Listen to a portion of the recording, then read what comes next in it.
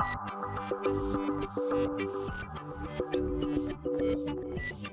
and welcome to my PlayHouse. And today we're in the data center and I'm just gonna film myself messing a little bit around. I have an old server down here that I wanted to take out, and then there's an empty slot down there, so I want to put in two newer ones in there. The old one is a really old IBM server. Before they were called x36 something something. This is a 300 and something. We'll figure that out when we get it out. This is like 2003, 4, 5 ish, so it's a really old server. But let's go see what I'm pointing to. So here is the server in question, and it actually says right here that it's an xSeries 336. So it's a really old server. I just managed to pop it out a little bit here. And it says here that it's a 2004 server, so it's old. I did a couple of videos on it back in the day and haven't messed around with it since. It's a good little one-use server for management, and it has like how do you get in there? It has drives in here. It has covers for the drives, and then the drives are regular.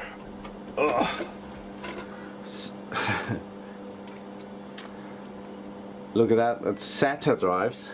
Not even sure it can take SAS drives, but yeah, 3.5 inch SATA drives, and this is an astonishing 80 gigabytes. So plenty of storage right there. So yeah, 80 gigabytes. Huge amount of storage. There. So I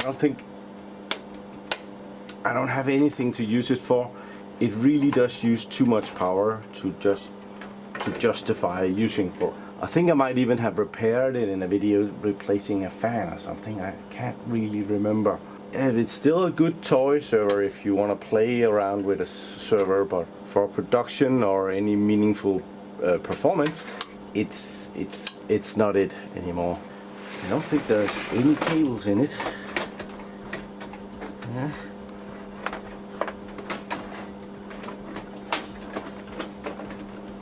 And maybe it's just laying there.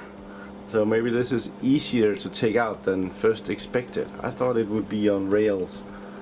I could be wrong there, which is a little bit of a shame, because I was hoping that we could kind of have a better look at it. I think I need to get up there.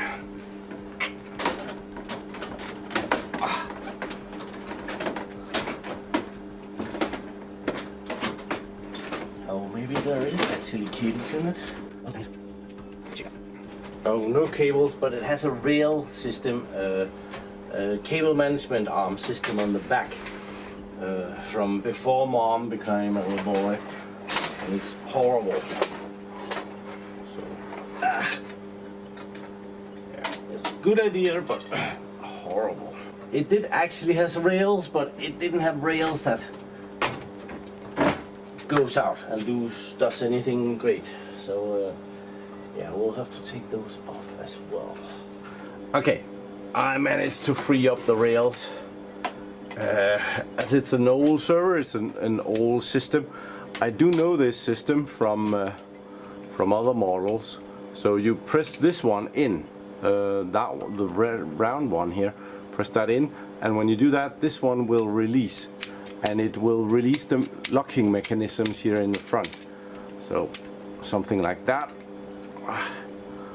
And it can even it will go back to a point here, and if you then release it a little bit more, it will click into place. So yeah, it's not stupid, but yeah, 2004, and the model that I've seen this on is from 2006 and 6 to 8. So it's been a few years since I've messed around with that. So yeah, gotta search the old memory to find that kind of information. And the other one is also loose here. So same thing. So cool. Someone has let this get dirty over the years, so let's just make it presentable. Yeah, I do not expect that I'll be using this server for anything in the future, so I'm gonna put it on the shelf over here, furthest in, as this is one of the oldest ones. Yeah. But let's just open it up and see what's inside. This is kind of a, I don't know if it's good or if it's bad, but it's serviceable in multiple levels. One thing that I think is fucking irritating is the rails. All of this does not come off, so you have this crap hanging out the back that you think might, oh, this is kind of a smart system that can come off in some way.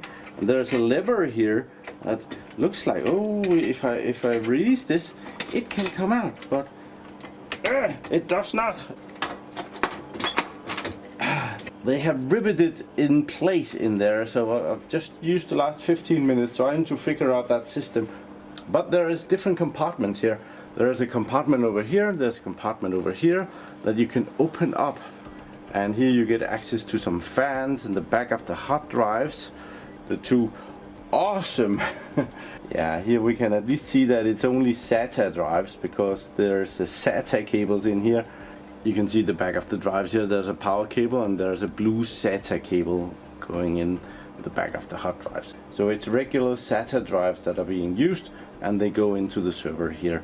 Then there are some fans, there's room for one more. There's a connection for one more, but this plastic thing that they're sitting on will not allow that. But then you would have to replace this plastic thing. So there's that one, that's a funny one. That was that one. And then there's another one over here that you can open up and gives you access to 3 more fans with room for one more, which has a metal thing so to not give you false air in there. These are dual fans. There's a fan here and a fan here, so they help each other. Plus they are probably good for some more redundancy. Very nice. This server is not very long compared to more modern servers, but then there's the main compartment down here. Let me take this off. It kind of goes in under this compartment, so it's beneficial to open that. I see that this server only has one CPU over here, and I believe this server was a the 36. Sorry, I don't remember if it's a 32-bit or a 64-bit server, but I think the 36 might have been a 64-bit and the 35 might have been a I would have to go and Google that, and I don't think it doesn't really matter if this is 32 or 64 bits, it's equally old. But it has a socket for another CPU that could go in right here. It has an astonishing 2 blocks of memory, which is both 512 megabytes of memory, so it has the memory capacity of 1 gigabyte. These are it. It says 520 megabytes right there. So this is DDR2 RAM. Awesome. Normally I would put something like this up for sale in my store, but yeah. But nah, the shipping is way more than the RAM block, so that's a bad deal to do that. So there's that. There's 2 power supplies. They're hidden down here. I don't know if they're interesting, but could have one out. Actually, not a bad form factor. Good connection there too. Probably made well. Made in China, and it can deliver 12.2 volts, 48 amps. That's quite a punch. Wattage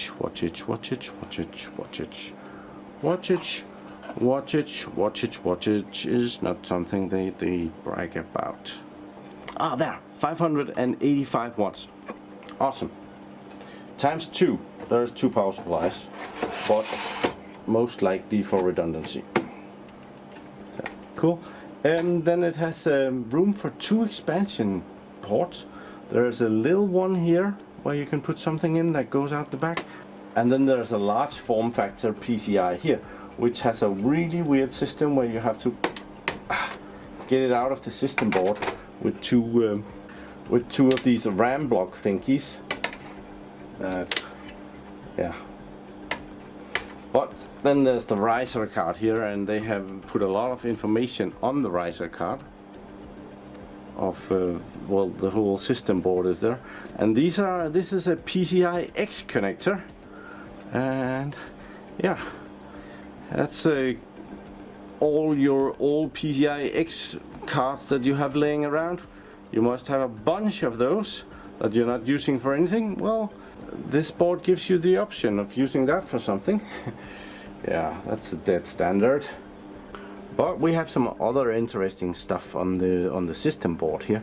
We have the second CPU, but they haven't put in the power module, which is supposed to go here for converting the power for the second CPU. So if you want that, you need a power module. It's probably very, very extreme similar to the power module that is right here. I would very, very much think that is exactly the same. And yeah, that will go in there, no problem. So I got to remember to put it back here, otherwise this is gonna not boot. There.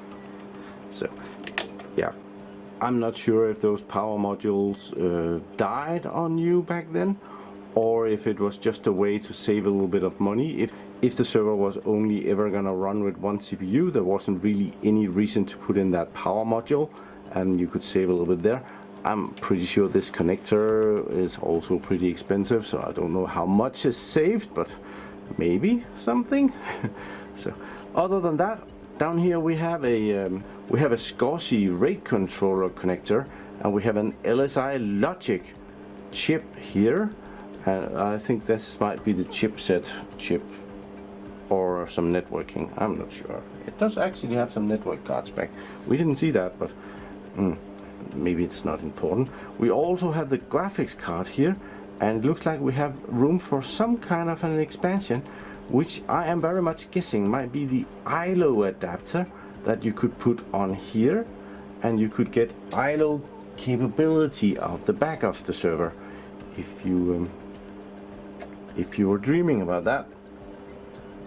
So it kind of has the right length for that, but I'm just guessing here.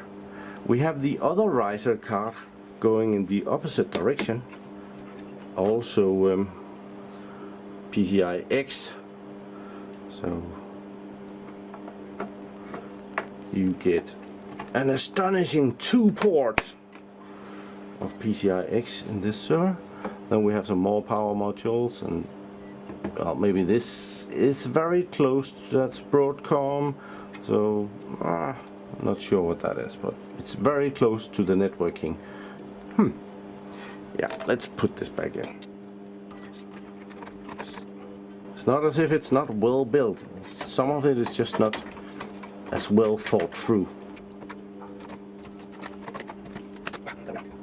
Oh, I was gonna show you the ports on the back here, but I have to bring a correction. I'm an idiot. That's not the correction. You should actually already know that.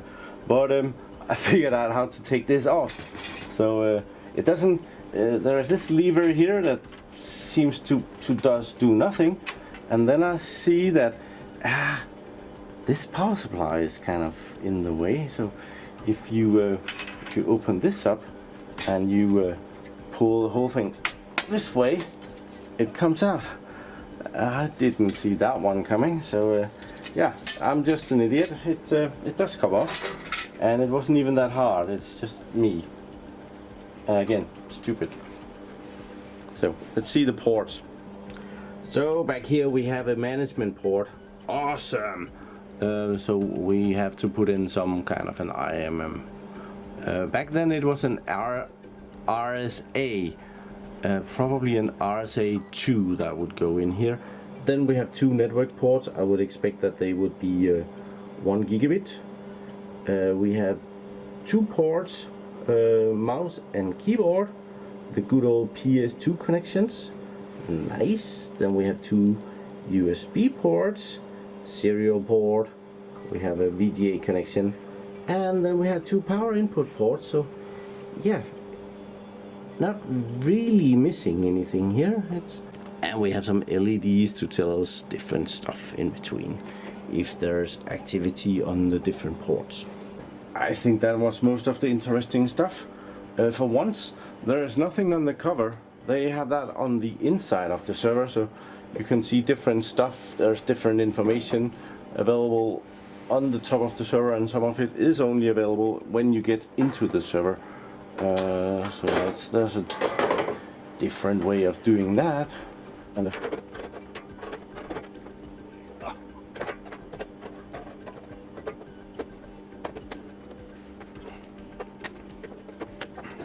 yeah, after many years of use, it becomes a little bit difficult to get the metal to fit.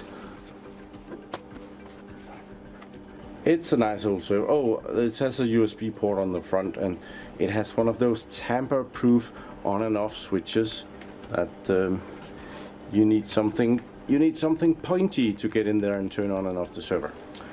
Okay, that's about it for this server. This video has already taken way too long. I thought that I was gonna be able to put in 2 more, but I've already changed the batteries in the camera, which usually means that I've been rambling on for quite a bit longer than I think I've been rambling on. I put some tape around the rails, and this is really unhandy, but yeah, at least everything will be at one place next time it's needed. I don't think I'm gonna need this anymore. So I'm actually gonna, if someone nearby wants to drive and pick this up, I'll trade you with something interesting. If you have something similar that you think I would think was interesting, I'll trade you that, and you can come and get this and we'll swap. But usually some Danish people are watching too, so this has been done before. So yeah, but yeah, if you're in Germany, it's a good long drive. Okay, take this in.